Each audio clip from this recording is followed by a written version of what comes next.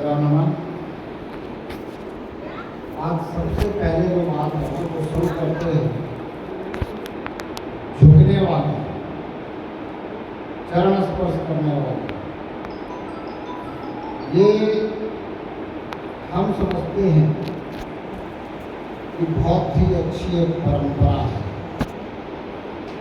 किसी साधु संत महात्मा, किसी अपने के बड़ों का चरण स्पर्श करना चाहिए, बिल्कुल बहुत अच्छी परंपरा है।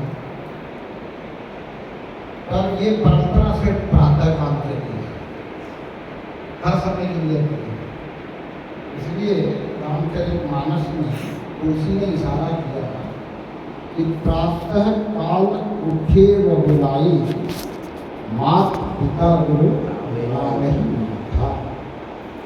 और आपसे निवेदन जो आपको बताया गया है कि झुकने से अहंकार खत्म होता है, ऐसा बिल्कुल भी नहीं है। आप इस बात को समझें एक उदाहरण से। और उदाहरण किसका है? रावण। रावण अपने 10 शीश सारे के सारे काटकर शंकर जी के चरणों में रख देता है, फिर भी क्या रावण का अहंकार खत्म हुआ? नहीं। तो इसलिए ये जो बात कही जाती है कि झुकने से आपका अहंकार खत्म होता है, या फिर हम कोशिश करते हैं कि अपने बच्चों को झुकना सिखा दें ताकि इसके अंदर अहंकार नहीं रहेगा, तो वो बात मुझे जचती नहीं है। क्योंकि जब रावण शीश काट के रख दे हुए शंकर जी के चरणों में, तो शंकर जी से और कौन यहाँ ऐसा है जिसके हम झुक जाए तो अहंकार खत्म हो जाए? नहीं हो सकता। तो आपने करना क्या है? सबने अपने माता पिता अगर जीवित हैं तो प्रातः काल जब माता पिता स्नान ध्यान करके बैठे हों और आपने भी स्नान ध्यान किया हो, तो माता पिता के चरणों में दोनों हाथ लगाने हैं और माता पिता के हाथ अपने सर पर टिकवाने हैं, जिससे एक ऊर्जा का संचरण होता है। जो उनकी पॉजिटिव ऊर्जा है वो आपके अंदर आएगी, और जो आपके अंदर नेगेटिव ऊर्जा चल रही होगी वो उनके अंदर जाके उनमें कौतूहल मचाएगी। फिर वो कोशिश करेंगे कि आपकी नेगेटिव ऊर्जा कैसे खत्म हो। ये ऊर्जा का आदान प्रदान सिर्फ माता पिता के साथ ही होता है, दादा दादी के साथ ही होता है, नाना नानी के साथ ही होता है। क्यों? क्योंकि उनका डीएनए, उनका जीवांश हमसे मैच करता है और किसी से नहीं।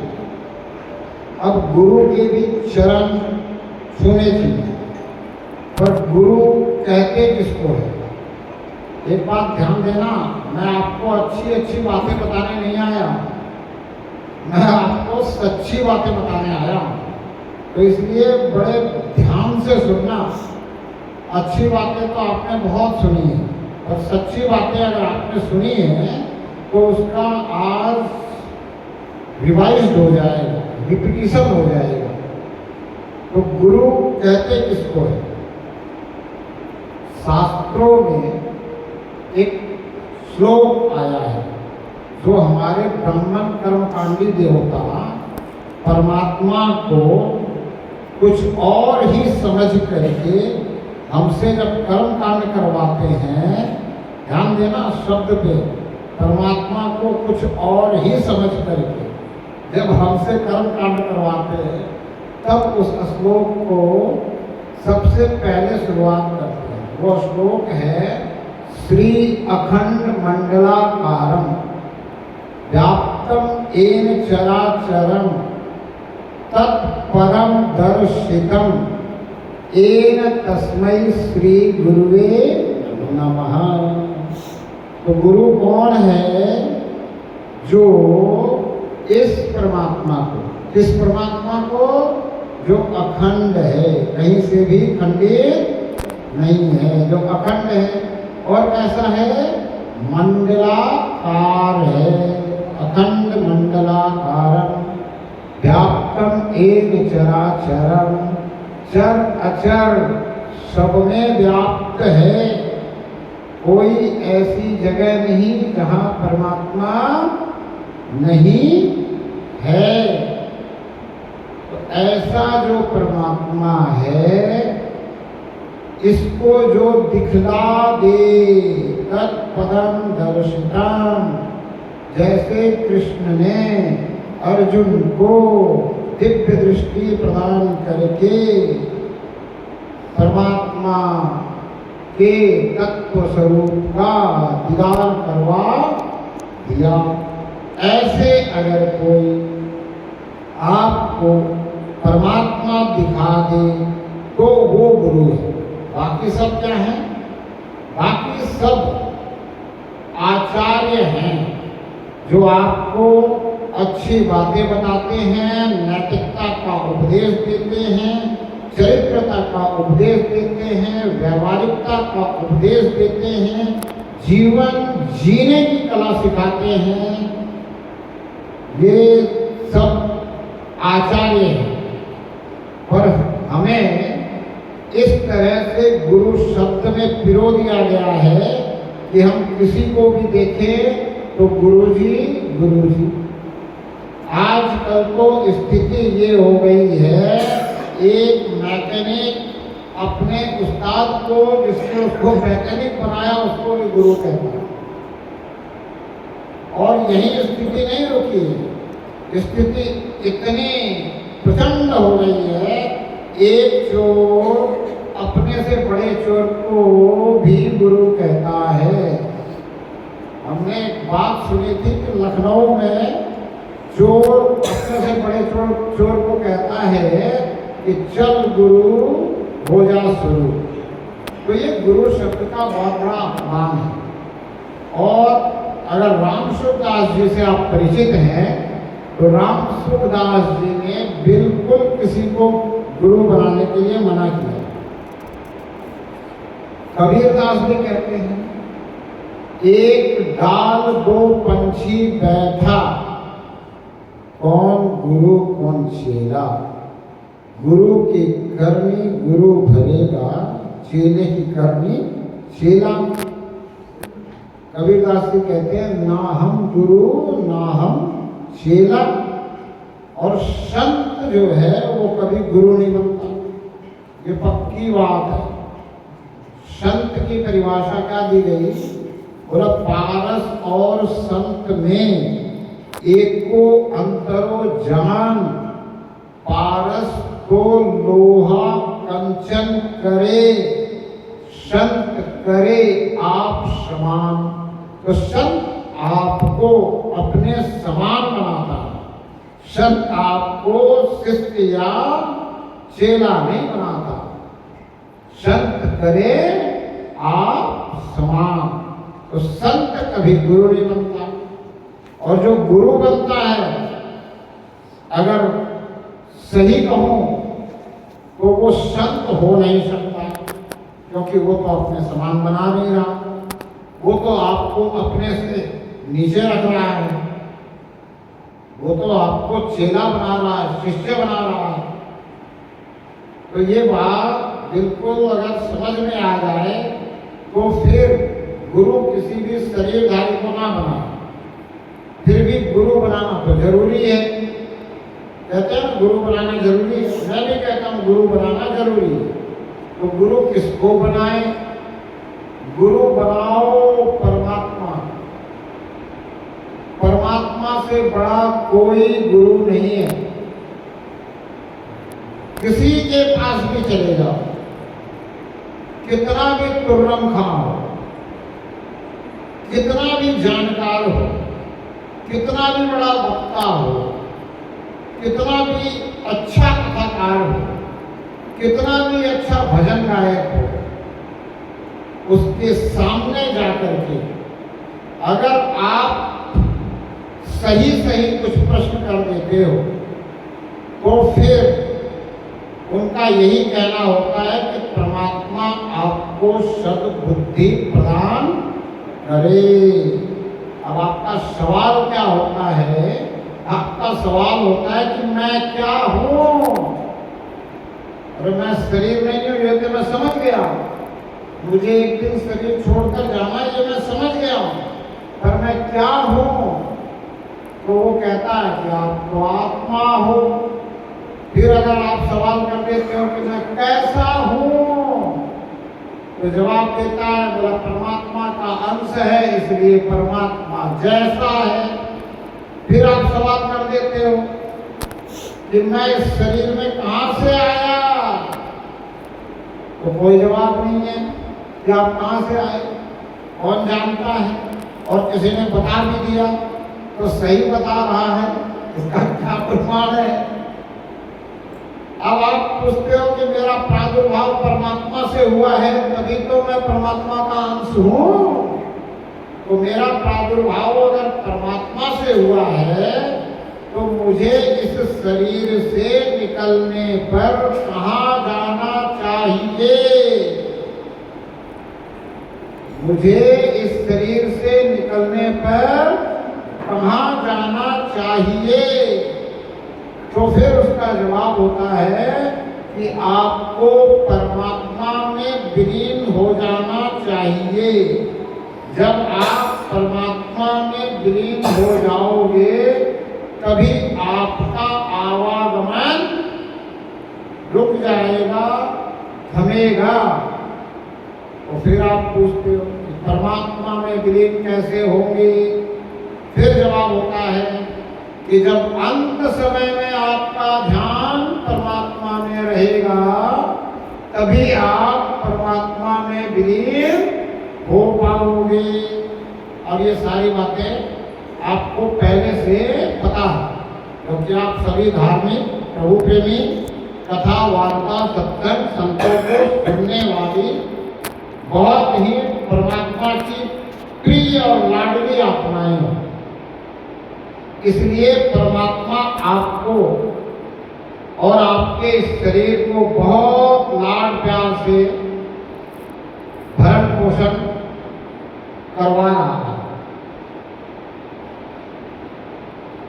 तो आप ये पूछते हो कि परमात्मा में अंत समय में ध्यान कैसे रहेगा?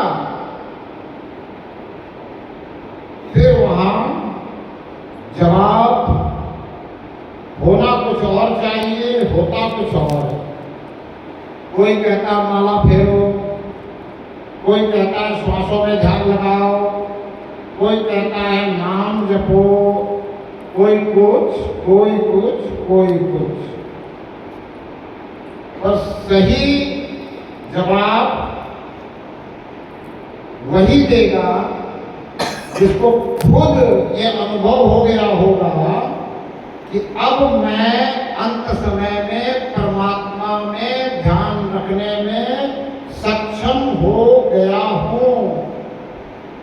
अन्यथा तो तुलसी कहते हैं जन्म जन्म मुनि जतन करहि अंत राम कहत आवत नाही। अंतराम कहना क्यों नहीं आता है? क्योंकि हम शरीर से राम राम जपते हैं। अब जब आप शरीर से राम राम जप रहे हैं, अंत समय में शरीर को आपका कोमा में जाना ही है, चाहे 10 सेकंड के लिए जाए।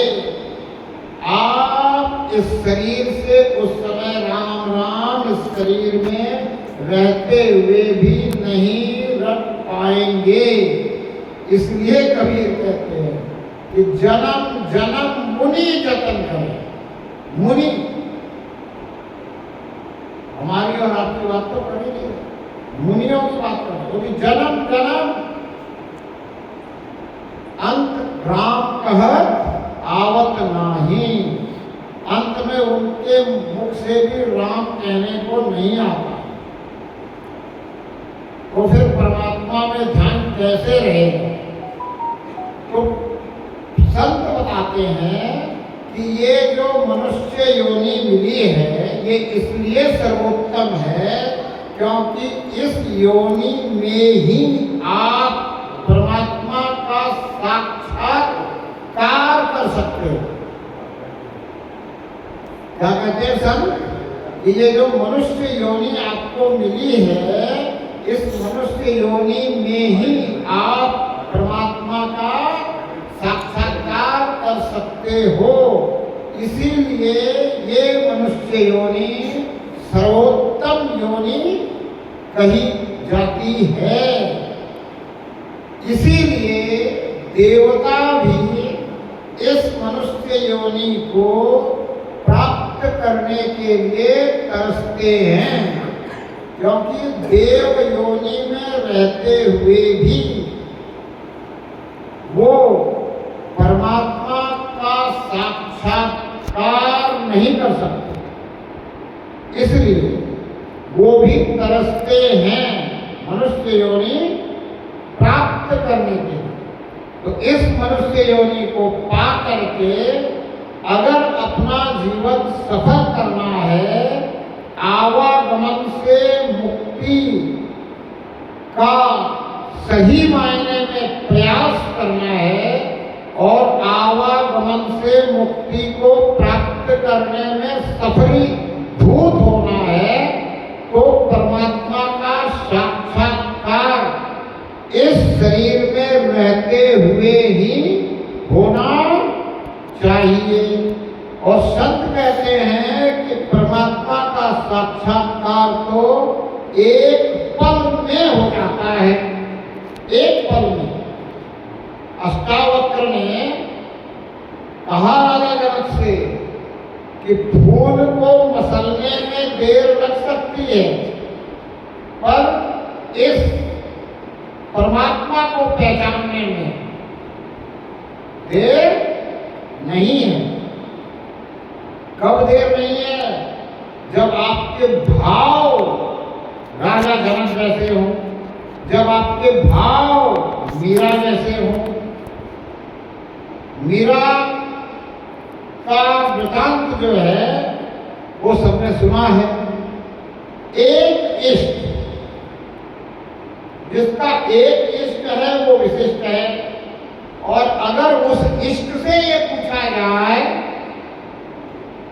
कि मेरी मुक्ति कैसे होगी, तो वो जैसे बताए वैसे अगर किया जाए तो मुक्ति निश्चित। मीरा का इष्ट कृष्ण, कृष्ण ने बताया संत रविदास के पास जाओ, तत्व का ज्ञान लो, तत्व की जानकारी लो, तभी तुझे मुक्ति प्राप्त हो सकती है।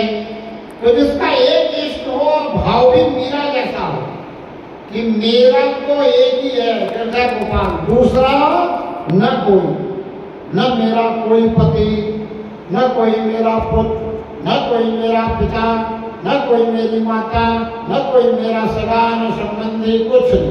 मेरा कौन? सिर्फ और सिर्फ परमात्मा, जिसको मैं एक इष्ट के रूप में भज रही हूं। तो कहने का तात्पर्य कि अब आप भी मीरा जैसे हो जाओगे, छोड़ दो सब कुछ, या मेरे जैसे हो जाओ, नहीं। कहने का तात्पर्य यह है कि आप सब कुछ परमात्मा का मानो, मेरा मेरा करना बंद करो। संत यही कहते हैं कि मेरा मेरा मत कर। इसीलिए आपको आरती में बताया कि जो कुछ है सब कुछ तेरा, और तेरा तुझको सौंप दूं। लेकिन बाद में जो एक लाइन बोली ना कि क्या लागे है मेरा, ये गड़बड़ है। ये लाइन आरती में से अगर मेरी मानो तो निकाल दो। तेरा तुझको अर्पण, मैं भी तेरा हो। क्या लागे? मेरा नहीं। तेरा तुझको अर्पण, मैं भी तेरा हूँ। मतलब ये शरीर तन मन धन जो कुछ है सब तेरा ही है, तेरा तुझको दे दिया, तेरा तुझको अर्पण कर दिया, समर्पण कर दिया। तो अब मैं बचा, तो मैं भी तेरे शरणागत आ गया, मैं भी समर्पण अपने आप को कर दिया तुझे। तो तेरा तुझको अर्पण क्या लागे है, मेरा नहीं, तेरा तुझको अर्पण, मैं भी हो गया तेरा। ये बिल्कुल अगर समझ में आ गई बात तो भाव बदल जाएंगे,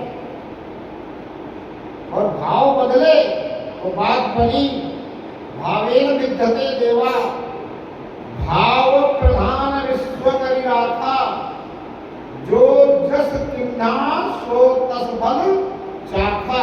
सिर्फ खेल भाव का है, परमात्मा को कुछ नहीं चाहिए। कुछ चाहिए क्या परमात्मा को? कुछ नहीं चाहिए। चाहिए कुछ नहीं चाहिए। परमात्मा देने वाला है नहीं, परमात्मा देने वाला है। फिर क्यों देते हो परमात्मा? इसीलिए मैं कहता हूं कि जो मैं जानता हूं वो मानता नहीं हूं, और जो मैं मानता हूं उसको ठीक से जानता नहीं। यह गड़बड़ है। जब आप जानते हो कि परमात्मा को कुछ नहीं चाहिए तो परमात्मा को देना बंद करो। सब कुछ परमात्मा का ही तो है, क्या दोगे? जब सब कुछ परमात्मा का ही है, आपके पास है क्या देने के लिए? सिर्फ आप अपने आप को समर्पित करो। जो तेरा है वो तो तेरा ही है, मैं भी तेरा हूं। अब मैं परमात्मा का हो गया तो क्या होगा? मैं तेरा, तू मेरा। मैं तेरा, तू मेरा। अब परमात्मा भी अगर ये बात कह दे कि मैं तेरा और तू मेरा, तो फिर कैसी बात बन जाए? अब ये बात परमात्मा कहे, इसके लिए हमें भाव से प्रार्थना करनी होगी। वो प्रार्थना भाव से होनी चाहिए। कुछ लोग कहते हैं कि परमात्मा भाव का भूखा है। नहीं नहीं, परमात्मा किसी चीज का भूखा नहीं है। परमात्मा सिर्फ आपके भाव देखता है। परमात्मा सिर्फ आपके भाव देखता है। तो आपको भाव से प्रार्थना करनी है। क्या प्रार्थना करनी है? हे प्रभु मुझे माफ कर, अपनी शरण में ले ले, क्योंकि अभी तक मैंने तुझे पहचाना ही नहीं है। मैं तो मान के चल रहा हूं, तो पहचाना नहीं है तो तेरी शरण में मैं कैसे आ जाऊं? तो तू मुझे अपनी शरण में ले ले। हे प्रभु मुझे अपनी शरण में ले ले। और शरण में लेने का मतलब क्या है? हम किसी के शरण में चले जाए। हम पिताजी से कहे कि मैं तो पूरी तरह से आपके शरण में हूं, तो जो पिताजी कहे वो मुझे करना चाहिए। अगर जो पिताजी कहे वो मैं ना करूं और मैं उसमें लेकिन किंतु परंतु करूं, तो कर सकता हूं। क्यों? क्योंकि मेरे पिताजी सर्वज्ञ नहीं है, सब कुछ नहीं जानते। सर्वज्ञ नहीं है, सब कुछ नहीं जानते। पर परमात्मा के शरण में जाने के बाद परमात्मा जो करवाए वो ना करूं। परमात्मा से लेकिन किंतु परंतु, परमात्मा तो सर्वज्ञ है, सब कुछ जानता है, सबके अंदर तत्व की जानता है। भाई इंसान अल्पज्ञ हो सकता है, किसी इंसान की शरण में जाओ तो लेकिन किंतु परंतु कर सकते हो, उसको समझाने की कोशिश कर सकते हो, उसके कार्य करने की तरीके को बदलने का प्रयास कर सकते हो। पर परमात्मा तो सर्वज्ञ है। जब परमात्मा की शरण में चले गए तो फिर प्रार्थना यही होनी चाहिए कि हे प्रभु मुझे क्षमा कर, अपनी शरण में ले ले, और जो तू चाहता है इस शरीर रूपी साधन से वो करवा ले। ये शरीर साधन है। साधन धाम मोक्ष कर द्वारा। ये साधन है, ये शरीर मैं नहीं हूं, ये मेरा साधन है। मैं इस शरीर के द्वारा देखता हूं। अगर मेरी आंखें नहीं हो तो मैं नहीं देख पाऊंगा। अंधे नहीं देख सकते अपने शरीर के माध्यम से, लेकिन अंधे भी देखते हैं बुद्धि की आंखों से। मन की आंख जिसको कहते हैं, जिसको दिमाग की आंख कहते हैं, जिसको सुपर कॉन्शियसनेस कहते हैं, वो भी आंख ही है। अब आज आप मुझे प्रत्यक्ष देख रहे हो। अगर मैं यहाँ से जब चला जाऊंगा, विदा आप करोगे मुझे, या मैं विदा लेके चला जाऊंगा, फिर आपको अगर मेरी याद आएगी तो आप मुझे बुद्धि की मन की आंखों से देख सकते हो कि नहीं देख सकते हो? देख सकते हो। तो मन की आंख जो है, इसका कार्य है प्रत्यक्ष इन आंखों से देखे हुए को देख लेना। और क्या काम है इस अंदर की आंख का, इस बुद्धि की आंख का? जितनी कल्पना कर सको वो सारी कल्पनाओं को यहाँ पर रेखांकित कर देना। आप अगर कल्पना करो कि मेरा बंगला हो एक न्यारा सा, बड़ा प्यारा सा, और उसको आप डिजाइन करने लग जाओ कि यहाँ तो गार्डन होगा, यहाँ ये वहाँ वो, ऐसा वहाँ ऐसा चित्र। आप कल्पना करते रहो, यहाँ रेखा चित्र आपको तैयार मिलेगा। आप देखोगे वाह कितना बढ़िया बंगला बन जाए तो ये ऐसा दिखेगा। देख लोगे जी, खुली आंखों से भी देख सकते हो। मेरा बंगला बन गया न्यारा सा, बड़ा प्यारा सा, सुंदर सा। इन बुद्धि की आंखों से मैंने इसे देख लिया। तो ये दो आंखें तो हमें परमात्मा ने दी हैं। अब अगर हमें परमात्मा का साक्षात्कार करना है तो तीसरी आंख खुलवानी पड़ेगी। तीसरी आंख खुलवानी पड़ेगी। तीसरी आंख कौन सी है?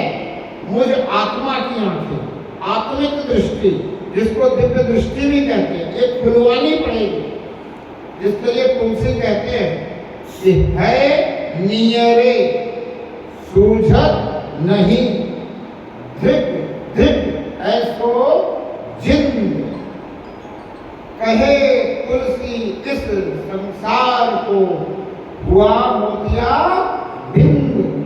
क्या दुनिया के सभी इंसानों को मोतिया बिंद हुआ है? नहीं। ये जो भीतर की आंख है ये बंद है, इसी को मोतिया बिंद कह रहे हैं। और इसका इलाज किसके पास है? इसका इलाज सिर्फ परम पिता परमात्मा के पास है। इसका इलाज सिर्फ परम पिता परमात्मा के पास है। इसलिए स्वामी रामसूरदास जी कहते थे कि परमात्मा को अपना गुरु बनाओ, और जो कुछ पूछना है परमात्मा से पूछो, क्योंकि परमात्मा सर्वज्ञ है, सब कुछ जानता है। ये इंसान कितना भी चतुर, कितना भी होशियार, कितना भी इंटेलिजेंट, कितना भी ज्यादा जानकारी रखने वाला, कितना भी अच्छा वक्ता, कितना भी अच्छा श्रोता, कितना भी अच्छा कुछ भी हो, पर वो अल्पज्ञ ही है। वो सब कुछ नहीं जानता। वो जितना जानता है उतना ही आप तक पहुंचा सकता है। इसलिए इस सर्वज्ञ को, इस परमपिता परमात्मा को, इस पार ब्रह्म परमेश्वर को अपना गुरु बना लो। अब कहते हैं फिर से दीक्षा कैसे लें? बना तो लिया, पूछ तो रहे हैं, बहुत कुछ दुनियावी चीजें मांग भी ली, हमारी मांग सुन भी ली गई, ऐसा हमें लगता भी है। तो मैं कहता हूँ जब तेरी और मांग पूरी कर दी जाती है, सुनी जाती है, तो इतना ही परमात्मा का लाडला है, इतना प्यारा है, इतना प्रेम अगर परमात्मा का तू पा रहा है, तेरे ऊपर अगर इतनी कृपा बरस रही है, तो तू परमात्मा से अपनी तीसरी आंख जरूर खुलवा ले, इससे मांग ले और इसको गुरु बनाने के बाद दीक्षा की जरूरत नहीं है। इसका एक उदाहरण है, दत्तात्रेय जी के 24 गुरु, सबसे कुछ न कुछ सीखा। क्या किसी से दत्तात्रेय जी ने दीक्षा ली? क्या? कोई दीक्षा नहीं ली, सबसे शिक्षा ली। उनको जैसे करते हुए देखा, उनके आधारभूत को मान करके स्वयं शिक्षित हुए, दीक्षित नहीं हुए। तो ये जो बात है कि गुरु से दीक्षा लेनी है, ये भी व्यर्थ है। ये आप बड़े समझ लेना ध्यान से। इसलिए गुरु बना लो परमात्मा को, और जो कुछ पूछना है परमात्मा से पूछो, जो कुछ मांगना है परमात्मा से मांगो। भौतिक चीजें मांग मांग कर थक गए होंगे, पता चल गया होगा इनमें कोई आनंद नहीं है। रस जरूर है पर आनंद नहीं है, सुख जरूर है पर साथ में दुख का आगमन भी हो सकता है, पर आनंद नहीं है। आनंद किसमें है? आनंद से कौन रह सकता है? कौन हमेशा सुख में रह सकता है? आनंद का मतलब हमेशा सुख में रहना। कौन रह सकता है? तो मतलब कोई तन दुखी, कोई मन दुखी, कोई धन बिन रहे उदास, थोड़े थोड़े सब दुखी, सुखी राम का दास। दास बनने का मतलब ये है कि मैं तेरा हो गया, तेरा तुझको अर्पण, मैं भी हो गया तेरा। दास बनने का इतना ही मतलब है। दास बनने का ये मतलब नहीं है कि मैं परमात्मा को कहीं मान करके उस जगह की झाड़ सफाई करता फिरूं, क्योंकि परमात्मा सब जगह है और जो भी हमारा कर्तव्य हम निभा रहे हैं वो सब परमात्मा की सेवा ही है। पुत्र के प्रति अगर कर्तव्य निभा रहे हैं, पत्नी के प्रति अगर कर्तव्य निभा रहे हैं, पति के प्रति अगर कर्तव्य निभा रहे हैं, पिता के प्रति और किसी के प्रति, इस दुनिया में किसी के भी प्रति हम कुछ भी कर रहे हैं, वो परमात्मा की सेवा है, क्योंकि सब परमात्मा के ही हैं। मेरे तो बिल्कुल नहीं है और मेरी मानो तो आपके भी नहीं है, सब परमात्मा के हैं। और बस अब अपने आप को घोषित करना है कि मैं भी तेरा हूं, मैं भी तेरा हूं। अब तू जाने, तेरा काम जाने, तू जो चाहता है वो करवा ले इस शरीर रूपी साधन से, और मुझे ऐसी दृष्टि दे दे कि मैं शरीर से होते हुए को देखता रहूं, बिना लेकिन किंतु परंतु किए बगैर। थोड़ी देर पहले बता दिया कि ये सर्वज्ञ है, इसलिए इसके करवाने में लेकिन किंतु परंतु करने की जरूरत नहीं है। पिताजी के करवाने में करनी पड़ सकती है। क्यों? क्योंकि मुझे पता है कि वो सर्वज्ञ नहीं है। मुझे उनसे अगर कुछ ज्यादा समझ में आया हो तो उनसे निवेदन कर सकते हैं, विनती कर सकते हैं, प्रार्थना कर सकते हैं, उनसे आग्रह कर सकते हैं कि आप इस चीज को ऐसे समझ के देखें। पर इससे क्या करना आग्रह? इससे आग्रह करेंगे तो वो दुराग्रह हो जाएगा, क्योंकि ये तो सबको जानता, ये सर्वज्ञ है। तो बिना लेकिन किंतु परंतु किए बिगड़, इस शरीर से होते हुए को देखता रहूं और हर पल तुझे निहारता हूं। किसको निहारता हूं? तुझे। जिसको परमात्मा की पहचान चाहिए, जिसको मुक्ति चाहिए, उसको इसके अलावा और कुछ नहीं चाहिए।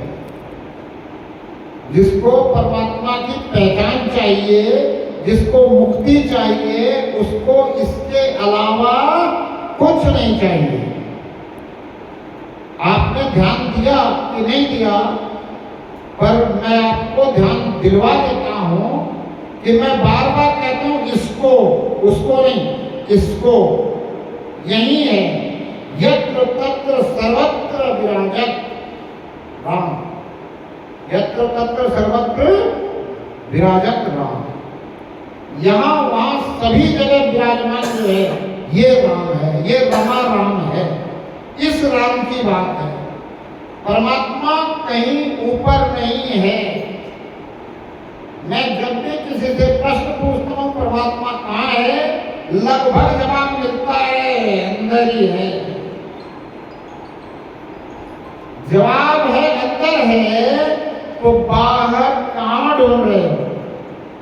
बाहर किसकी आराधना, किसकी पूजा, किस लिए? सिर्फ लालच में या डर में? सही है गलत है? जब पता है अंदर है तो बाहर किसकी पूजा, किसकी आराधना? सिर्फ लालच में और डर में। अगर बाहर पूजा मीरा की तरफ प्रेम में हो जाए तो भी बात बने, लेकिन बाहर पूजा मीरा की तरफ प्रेम में नहीं हो रही है, लालच में और डर में हो रही है। मैंने पूछा एक व्यक्ति से, आप कहाँ गए थे? वो अयोध्या गए थे। क्या करने गए थे? दर्शन करने गए थे। दर्शन हुए? किसके हुए? राम जी के हुए। मैंने कहा परमात्मा के हुए कि नहीं हुए?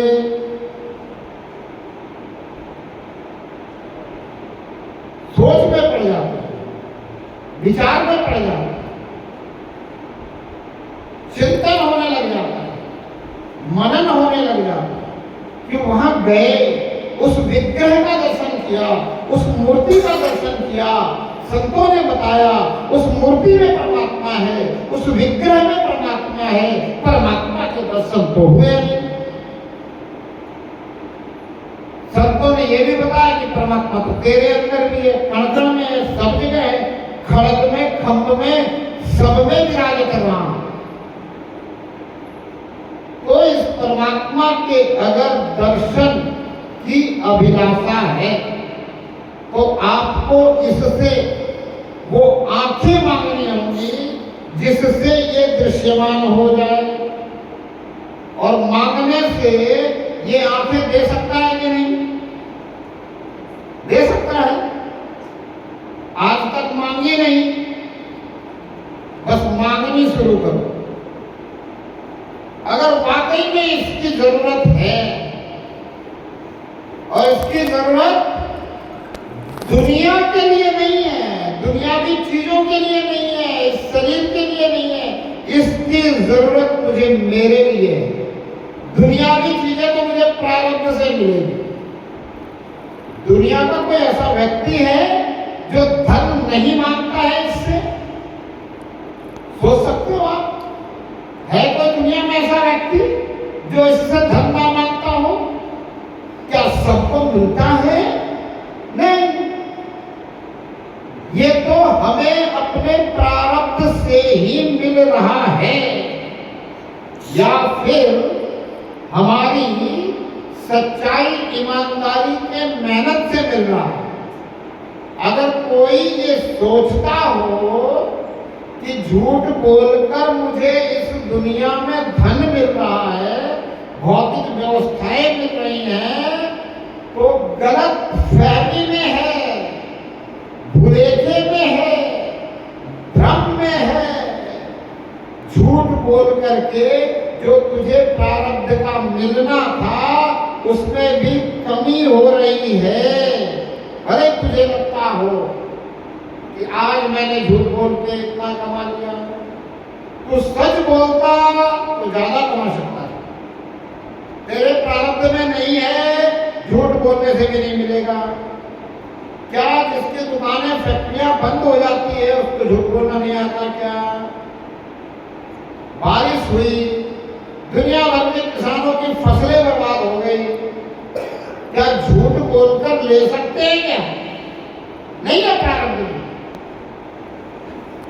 नहीं मिलेगा। अब कुछ लोग मुझे कहने लगे, बोला महाराज जी आजकल तो सब इंश्योरेंस हो रखा है, सबको मिलेगा। तो उतना ही मिलेगा जितना प्रारब्ध में लिखा हो। इंश्योरेंस में उतना नहीं मिलेगा जितना उपज में मिलना। जितना प्रारब्ध में लिखा उतना ही मिलेगा। उसकी व्यवस्था कुछ और बन सकती है। होती है। तो हमने सुनी एक बात, क्या समय से पहले भाग्य से ज्यादा, अब इसके आगे बोलने की जरूरत नहीं है, आपको पता है, लेकिन अब मैं आपको सही बताता हूं। समय से पहले भाग्य से ज्यादा उसको मिलता है जो सच्चाई ईमानदारी से मेहनत करता है। समय से पहले भाग्य से ज्यादा उसको मिलता है जो सच्चाई ईमानदारी से मेहनत करता है। अगर ऐसा नहीं होता तो आपका पुत्र पढ़ लिख कर सीए नहीं होता, बिना पढ़े लिखे सीए होता, बिना पढ़े लिखे वकील, बिना पढ़े लिखे इंजीनियर, बिना पढ़े लिखे डॉक्टर, बिना पढ़े लिखे सब कुछ बन जाता। समय आता भाग्य से बन जाता। नहीं, ऐसा नहीं है। समय से पहले और भाग्य से ज्यादा उसको मिलता है जो सच्चाई ईमानदारी से मेहनत करता। और ये बात अपने नौनिहालों को बताने की है कि समय से पहले चाहिए, भाग्य से ज्यादा चाहिए, तो अभी से सच्चाई ईमानदारी से मेहनत कर। चाहे तुझे पढ़ाई में करनी है, चाहे और किसी कला में करनी है, जिस भी कला के क्षेत्र में तुझे आगे बढ़ना है, सच्चाई ईमानदारी से मेहनत करनी पड़ेगी। तो ये बात क्यों कही गई कि समय से पहले भाग्य से ज्यादा किसी को कुछ नहीं मिलता? ये बात उनको सांत्वना देने के लिए कही गई जो हताश हो जाते हैं जीवन से, जो ये सोच लेते हैं कि अब मुझे कुछ नहीं मिल सकता, मैं कुछ नहीं कर सकता। उनको पुनः आशावादी बनाने के लिए कही गई। तो उनको अगर आप ये कहते हो तो ये झूठ उन्हें आशावादी बनाता है, निराशावादी नहीं बनने देता है। लेकिन मैं कहता हूं ये झूठ उनसे भी ना बोलो, उनसे भी यही बोलो कि तो फिर सच्चाई ईमानदारी से मेहनत करना शुरू कर, तुझे तेरा समय और भाग्य से ज्यादा मिलना शुरू हो जाए। समय से पहले भाग्य से ज्यादा उसको मिलता है जो सच्चाई ईमानदारी से मेहनत करता है। और आप कहते हो कि अगर आपको परमात्मा चाहिए तो सच्चाई ईमानदारी से, पूर्ण समर्पित भाव से, मैं भी हो गया तेरा के भाव से प्रार्थना शुरू कर दो। प्रार्थना को फर्स्ट प्रायोरिटी दे दो। प्रार्थना करते हुए दुनिया में हर काम होने दो। हमने संत महात्माओं को कहते हुए सुना है, खाते पीते उठते बैठते सब काम करते हुए परमात्मा को याद करो, परमात्मा से फरियाद करो। बस मैं आपसे निवेदन करता हूं कि परमात्मा को याद करते हुए, परमात्मा से फरियाद करते हुए हर काम को होने दो। काम करते हुए परमात्मा को याद रखना और फरियाद करना बड़ा मुश्किल है। पर जब आपने ये सोच लिया कि मेरा काम तो सिर्फ तुझे याद करना और तुझसे फरियाद करना है, तो आप फरियाद ही यही कर रहे हो कि जो तू चाहता है वो करवा ले। अब आप क्या फरियाद कर रहे हो? आप फरियाद कर रहे हो, बहुत हो गई मेरी मर्जी, बहुत हो गई खुदगर्जी, अब चलने दे तेरी मर्जी, यही है मेरी अर्जी। जब ये प्रार्थना होती है तो परमात्मा आपसे करवाने लग जाता है। लोगों को आप ही करते हुए दिखते हो, क्योंकि आपके शरीर के माध्यम से हो रहा है। आप सिर्फ माध्यम और निमित्त रह जाते हो। और जब परमात्मा करवाने लग जाता है तो आपके जीवन का सर्वश्रेष्ठ होता है। जब परमात्मा करवाने लग जाता है तो आपके जीवन का सर्वश्रेष्ठ होता है। अब ये समझना कि अगर आप करोगे तो श्रेष्ठ करोगे, अति श्रेष्ठ करोगे। हमें और आपको पता ही नहीं है कि हमारे जीवन में सर्वश्रेष्ठ हमें क्या करना चाहिए, पर इसको पता है, ये सर्वज्ञ है, ये सब कुछ जानता है। इसको पता है कि मेरे जीवन में सर्वश्रेष्ठ क्या होना चाहिए।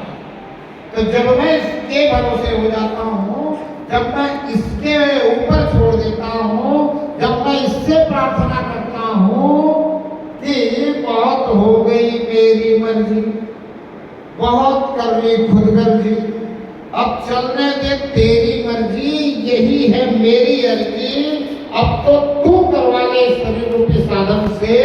तो ये अगर करवाने लग जाए, आपका भाव बन जाए और आपको वो आंखें मिल जाए जिससे आप इसको निहार सको, तो आपके जीवन में सर्वश्रेष्ठ होना शुरू हो जाएगा। और जब तक आंखें नहीं मिलती, ऐसा नहीं लगता आपको कि परमात्मा करवा रहा है, तब तक आप प्रार्थना करते रहो, तब तक आप इससे निवेदन करते रहो, इससे आग्रह करते रहो, इससे फरियाद करते रहो। ये शब्दों में ही होगा, पर मुख से बोलने की जरूरत नहीं है, अंदर से होगी प्रार्थना। हम जो कुछ मुख से बोलना चाहते हैं, पहले अंदर हमारे आ जाता है, अंदर ही अंदर प्रार्थना। अगर मैं परमात्मा के कारण किसी भी शब्द को जप रहा हूँ, चाहे वो राम राम हो, कृष्ण कृष्ण हो, और कोई भी शब्द हो, उस समय भी अंदर प्रार्थना चलती रहती है। महत्व इस प्रार्थना का है, महत्व परमात्मा को शब्दों से याद करने का नहीं है, महत्व प्रार्थना का। तो ये जो प्रार्थना है, ये अंदर से हो कि हे प्रभु मुझे तो माफ कर दे, मुझे अपने शरण में ले ले, शरण में ले ले, जो तू चाहता है वो करवा ले इस शरीर रूपी साधन से। क्योंकि तू करवाने लगेगा तो मेरे जीवन में जो सर्वश्रेष्ठ होना चाहिए वो होना शुरू हो जाएगा। और मुझे ऐसी आंख दे दे, मुझे दे दे, मुझे, मेरे शरीर को नहीं, मेरी बुद्धि को नहीं, मुझे वो आंख दे दे जिससे मैं इस शरीर से होते हुए को देखता रहूं, बिना लेकिन किंतु परंतु किए बिना, without tension, always in attention. ये परमात्मा करवा, तो कोई चिंता नहीं, कोई फिक्र नहीं। फिर लोग कहते हैं ये छोड़ो वो छोड़ो, मगर कुछ मत छोड़ो, परमात्मा करवा रहा है। क्रोध भी परमात्मा अगर करवा ले तो वो सृजन के लिए होगा। क्रोध से सृजन होता है कि लात का भूत बात से मानता नहीं, इसीलिए तो आपको लात की व्यवस्था परमात्मा ने दी है। तो छोड़ने की कोई जरूरत नहीं है, सब कुछ परमात्मा पे छोड़ने की जरूरत है। आपको कोशिश करने की जरूरत नहीं है कि मोह छूटे, माया छूटे, ये छूटे, वो छूटे। अरे छोड़ना होता देता ही क्यों? कोई ऐसी अवस्था, व्यवस्था और वस्तु नहीं है जो परमात्मा ने बनाई हो और वो हमारे लिए सही ना हो। सही है पर उसका सदुपयोग हमें पता ही नहीं है, और पता भी हो तो उसका श्रेष्ठ सदुपयोग कर सकते हैं, अति श्रेष्ठ सदुपयोग कर सकते हैं, सर्वश्रेष्ठ सदुपयोग नहीं कर सकते। अब हमने अगर परमात्मा पे छोड़ दिया कि मैं तो तेरा हो गया, तू जो चाहे वो करवा, तो फिर जिस भी अवस्था व्यवस्था का प्रयोग कर ले वो सब सृजन कारक होगा। राम से रावण को मरवा दिया, हमने राम को भगवान कह दिया, कृष्ण से कंस को मरवा दिया, कितनों को मरवा दिया, महाभारत करवा दी, अर्जुन को सिर्फ निमित्त और माध्यम बना के खड़ा कर दिया, बोला सब कुछ मैं करूंगा तो चिंता मत कर, तू तो भाई खड़ा हो जा। अर्जुन भी दिव्य दृष्टि मिली तो कह रहा है कि हाँ हाँ मुझे तो सिर्फ सुदर्शन चक्र चलता हुआ दिखाई दे रहा, अब कोई प्रॉब्लम नहीं है, अब मुझे पता चल गया कि इनको मारने वाला मैं नहीं हूं। ये तो परमात्मा ने पहले से फिक्स कर रखा है कि किसको कैसे, कहां, कब। तो परमात्मा ने हमारी भी कहानी फिक्स कर रखी है। हम इसके ऊपर छोड़े तो सही, लेकिन हम इसके ऊपर छोड़ते नहीं, हम तो अपनी कहानी बनानी शुरू कर देते हैं। हम बन जाते स्टोरी राइटर, हम ये करेंगे, हम वो करेंगे, हम ऐसा करेंगे, हम वैसा करेंगे, और परमात्मा से कहते हैं हम जो करेंगे ना वो ठीक से होने दे। हम जो करेंगे वो ठीक से होने दे। बस इसीलिए तुझे हम पूछ रहे हैं, क्योंकि हमें ये भरोसा नहीं है कि हम जो करेंगे वो हमसे ठीक से हो जाएगा। हम इसलिए तुझे पूछ रहे हैं, अगर हमसे ही ठीक से हो जाता तो तेरी जरूरत भी नहीं थी। क्या जरूरत थी तेरी? जब हमसे ही ठीक से हो जाता तो नहीं थी ना जरूरत। तो इसका मतलब ये है कि आज तक हमें संसार से प्रेम था, इसलिए हम परमात्मा के पिछलग्गू बने हुए थे। परमात्मा से प्रेम हमें हुआ ही नहीं। प्रेम तो संसार से था, और संसार में हमारा पूरा भरोसा है कि परमात्मा के बिना हम कुछ नहीं कर सकते, इसलिए परमात्मा के पिछलग्गू बने हुए। जब इतना ही भरोसा है कि हम परमात्मा के बिना कुछ नहीं कर सकते, तो परमात्मा में आगे कर दो कि तू करवा, मैं तो अच्छा कर सकता हूं, बहुत अच्छा कर सकता हूं, तू करवाएगा तो सबसे अच्छा होने लग जाएगा। होने लग जाएगा कि नहीं? तो ये बात अगर समझ में आ गई तो क्या करना चाहिए? आज से, अभी से तुरंत प्रार्थना शुरू कर देनी चाहिए। प्रार्थना को फर्स्ट प्रायोरिटी दे देनी चाहिए कि मेरा काम प्रार्थना करना, तेरा काम मेरी प्रार्थना को स्वीकार करके जो मेरी प्रार्थना है उसके अनुसार मुझे और मेरे इस शरीर रूपी साधन को चला ले। फिर बात बनेगी, जीवन सफल होगा। जीवन में संपन्नता तो प्रारब्ध और कर्म से मिल सकती है, लेकिन सफलता कर्म से नहीं। जीवन की सफलता क्या है? परमात्मा का साक्षात्कार होना।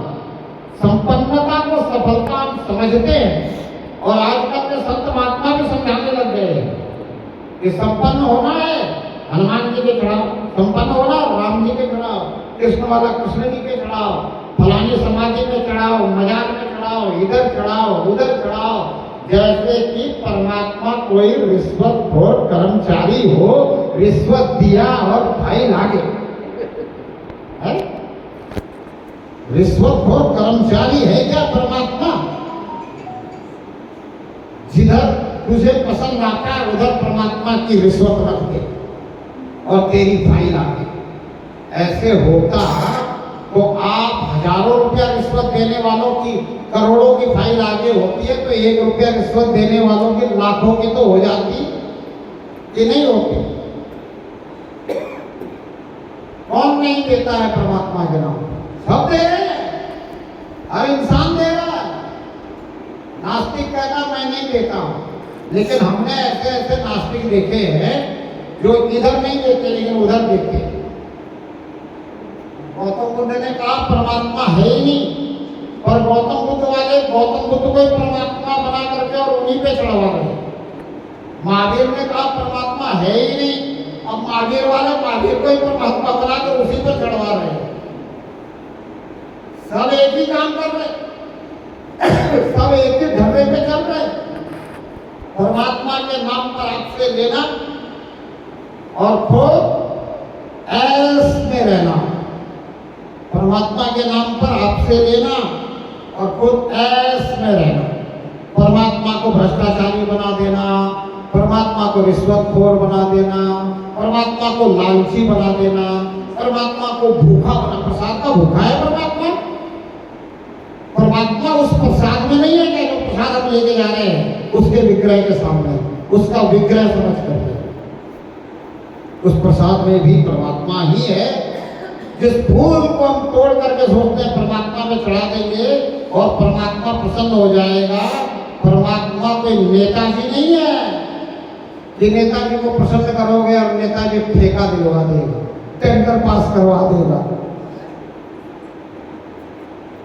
हमने समझ लिया है कि परमात्मा भी शायद ऐसा ही हो, क्योंकि हम संसार में ऐसे व्यवहार कर रहे हैं। हम सोचते बस परमात्मा के भी चमचागिरी करो, तेल लगाओ, थोड़ी आरती पूजा करो, थोड़ी आरती उतारो। अब वो परमात्मा को ऐसा समझ लिया, इसलिए परमात्मा के भक्तों के साथ भी वही प्रोग्राम चालू हो गया। और अब परमात्मा राजी होए ना होए, ये राजी हो जाए और ये परमात्मा से प्रार्थना कर दे, कोई परमात्मा कुछ कर दे, फिर अगला भी करता है, देख मैंने तुझे आशीर्वाद दिया, मैंने तेरे लिए प्रार्थना की, मैंने तेरे लिए हवन किया और तुझे इतना धन मिल गया, ना थोड़ा सा मुझे भी सरका दे। ये भी नहीं पूछता कि तुझे चोरी से मिला है, झूठ से मिला है, ठगी से मिला है, कैसे मिला है, जरूरत नहीं पूछने की, मुझे भी थोड़ा सा सरका दे। क्यों? क्योंकि मुझे अपना साम्राज्य दिखाना है, मेरे पास इतना धन है, मुझे चांदी के घोड़े में बैठना है, मुझे चांदी के चौर हिलवाने हैं, मुझे मेरे साथ चांदी की छड़ी रखनी है, मुझे लग्जरी गाड़ी में आना है, और लग्जरी गाड़ी में मैं नहीं आऊं तो तेरा स्टेटस खत्म होता है, क्योंकि तू लग्जरियों में घूमता है, फिर लोग क्या कहेंगे? फक्कड़ को अपने घर में बुला रहा है, क्या प्रोटोकॉल लगा रखा, क्या दिमाग लगा रखा, खोपड़े तुझे मिला तेरे प्रारब्ध से, और मैंने बता दिया कि तुझे मिला मेरे ड्रामेबाजी से। मैंने ड्रामा किया, मैंने परमात्मा को खुश कर लिया, और मैं परमात्मा से न ले सका, मैंने तुझे परमात्मा से गिरवा दिया, अब तू मुझे दे दे। सच कह रहा हूं, झूठ तो नहीं कह रहा हूं, अच्छी बात नहीं बता रहा हूं, तो सच्ची बता रहा हूं। समझ लो इस बात को, इस बात पे पक्का विश्वास कर लो कि पहले बना प्रारब्ध पाछे बना शरीरा। अगर पहले प्रारब्ध बन गया, बाद में ही शरीर बना है, तो प्रारब्ध से जो मुझे मिलने वाला है वो मिलेगा। और अगर प्रारब्ध से ज्यादा चाहिए, समय से पहले चाहिए, भाग्य से ज्यादा चाहिए, तो मुझे सच्चाई ईमानदारी से मेहनत करनी पड़ेगी। लेकिन ज्यादा लेकर करोगे क्या? छोड़ के तो यहीं जाओगे, छोड़ के यहीं जाओगे। तो संतों ने कहा, बड़ी अच्छी लाइन समझाने की कोशिश की, बोला आदमी धन गिनता है कितना बढ़ा लिया, परमात्मा श्वास गिनता है कितनी घटा लिया। आदमी धन गिनता है कितना बढ़ा लिया, परमात्मा श्वास गिनता है कितनी घटा लिया। तो धन प्रारब्ध का मिलेगा, और अगर इतना मिला हुआ है कि जरूरत से ज्यादा है, तो काय को और चाहिए करना है, छोड़ो और करना धन के लिए, भौतिक सुविधाओं के लिए। अब तो परमात्मा से कहो कि बस अब तो तेरा दीदार चाहिए, तेरा साक्षात्कार चाहिए, जिसके लिए ये मनुष्य योनि मिली है वो कार्य पूरा होना चाहिए। जरूरतें पूरी हो गई, हसरतें पूरी हो गई, आपसे लोगों के अच्छे संबंध हैं, सभी आपको मान सम्मान दे रहे हैं, और कितना मान सम्मान चाहिए, और कितना ऐश्वर्य बढ़ाओगे, कब तक बढ़ाओगे, क्या करोगे बढ़ाकर? सब यही रह जाएगा। जरूरतें पूरी हो गई, हसरतें पूरी हो गई, अब तो परमात्मा से परमात्मा की पहचान की प्रार्थना कर लो। अब तो परमात्मा से कह दो कि वो आंख दे दे जिन आंखों से तू दिखता है, निगाहें दीदार की दे दे मुझे, मैं तो तेरा दीदार चाहता हूं। कहते हैं कि भूखे भजन न होए गोपाला, ले ले अपनी कंठी माला। अब जिसकी भूख मिट गई है, वो भी अगर परमात्मा से ना जुड़े, वो भी अगर परमात्मा परमात्मा से प्रेम ना करे, वो भी अगर परमात्मा का प्रेम पाने की कोशिश ना करे, वो भी अगर परमात्मा का कृपा पात्र ना बने, तो फिर तो बहुत गड़बड़ है कि नहीं? पेट भर गया है ना, अब परमात्मा की कृपा पात्र बनो। ये दुनियावी चीजें परमात्मा कृपा करके नहीं देता। संतों ने कहा है, सकल पदार्थ है जग माही, कर्महीन नर पावत नाही। सकल पदार्थ है जग माही, कर्महीन नर पावत नहीं। कर्महीन मतलब भाग्यहीन, कर्महीन मतलब भाग्यहीन। जिसके भाग्य में नहीं है उसको नहीं मिल सकता है, और अगर उसको मिलेगा भी तो आज के कर्म का फल मिलेगा। अगर आज भी वो कर्म नहीं करेगा तो कुछ नहीं मिलेगा। तो कर्महीन लिखने का मतलब ही दोनों बात है कि पीछे के कर्मों का फल और आज के कर्मों का फल। पीछे के कर्मों का फल अगर नहीं है तो आज अगर सच्चा ईमानदारी से कर्म करेगा तो कुछ ना कुछ पालेगा। लेकिन अगर हम कर्म करेंगे तो अच्छा करेंगे, बहुत अच्छा करेंगे तो अच्छा फल मिलेगा, बहुत अच्छा फल मिलेगा। अगर हम परमात्मा से ही प्रार्थना करें कि तू करवा ले इस शरीर रूपी साधन से, और परमात्मा करवा ले, तो सर्वश्रेष्ठ होने लग जाएगा और फल भी सर्वश्रेष्ठ मिलेगा। वो सर्वश्रेष्ठ फल क्या है? वो सर्वश्रेष्ठ फल है, जैसे हम कबीर को आज याद कर रहे हैं। कबीर को हम धन के लिए याद कर रहे हैं, कबीर को हम धन के लिए नहीं याद कर रहे। कबीर की जब सफेद दाढ़ी हो गई, सफेद बाल हो गए, तभी लोगों ने उनको इज्जत देनी, मान सम्मान देना शुरू किया। क्या कबीर को बचपन से लेके और बुढ़ापे तक बीच में मान सम्मान मिला होगा, ऐसा समझते हो? नहीं, क्योंकि जब परमात्मा ने उससे करवाना शुरू किया तो अच्छे अच्छे विचार आने लगे, अच्छे अच्छे दोहे बनने लगे।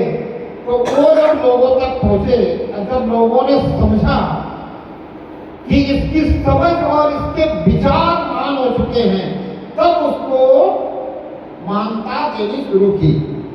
विचारों से ही महानता मिली हुई को हम याद करते हैं। विवेकानंद को विचारों की महानता के कारण, दयानंद को विचारों की महानता के कारण, और किसी को भी। अच्छा, किसी धनवान को याद करते हो आप? कबीर के समय के धनवान का नाम कोई जानता है?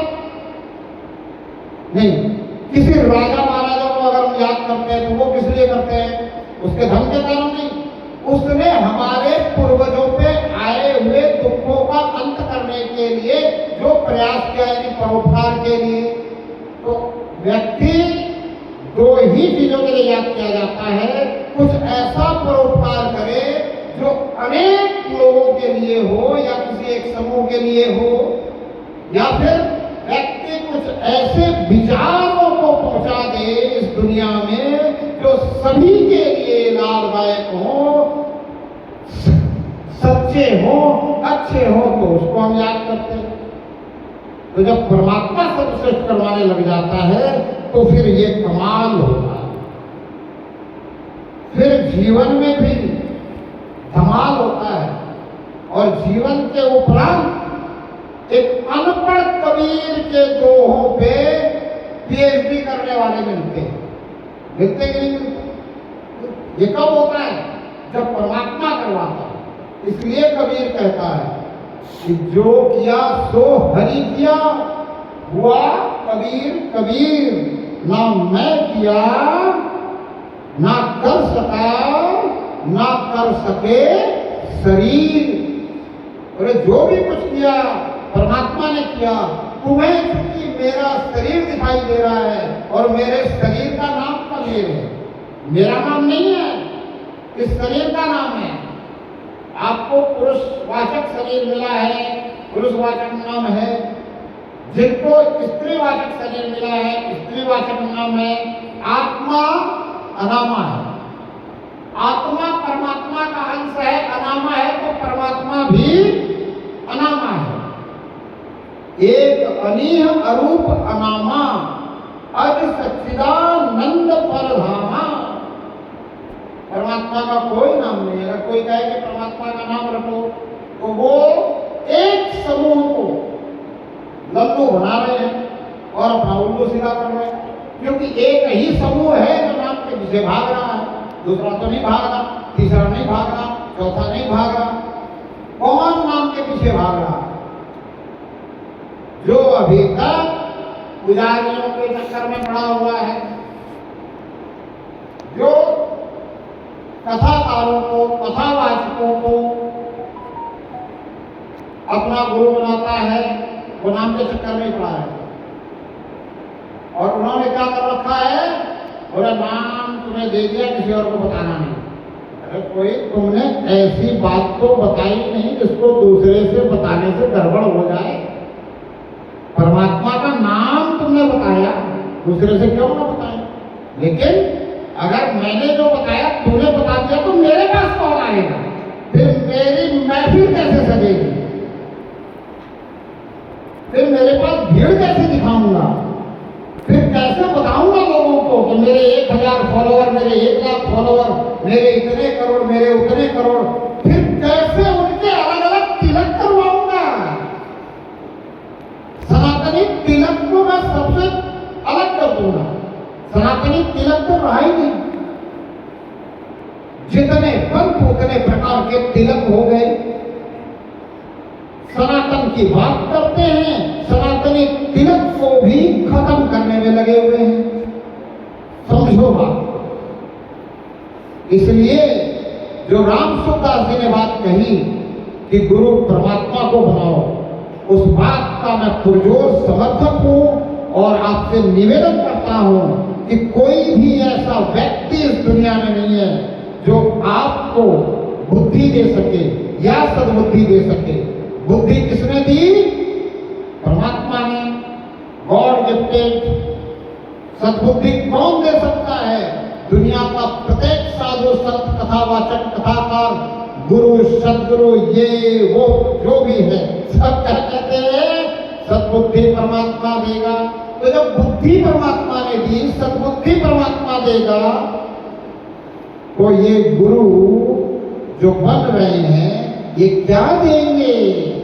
ये तो परमात्मा की पहचान के नहीं दे रहे, जबकि मनुष्य जीवन का मूल उद्देश्य परमात्मा को पहचानना है, परमात्मा का साक्षात्कार करना है, परमात्मा के नाम को रटना नहीं है। और परमात्मा का साक्षात्कार भी परमात्मा ही करा सकता है, परमात्मा ही दे सकता है। परमात्मा ही ये आंखें खोल सकता है, तीसरी आंख, जिससे परमात्मा दृश्यमान हो जाए, परमात्मा दिखने लग जाए।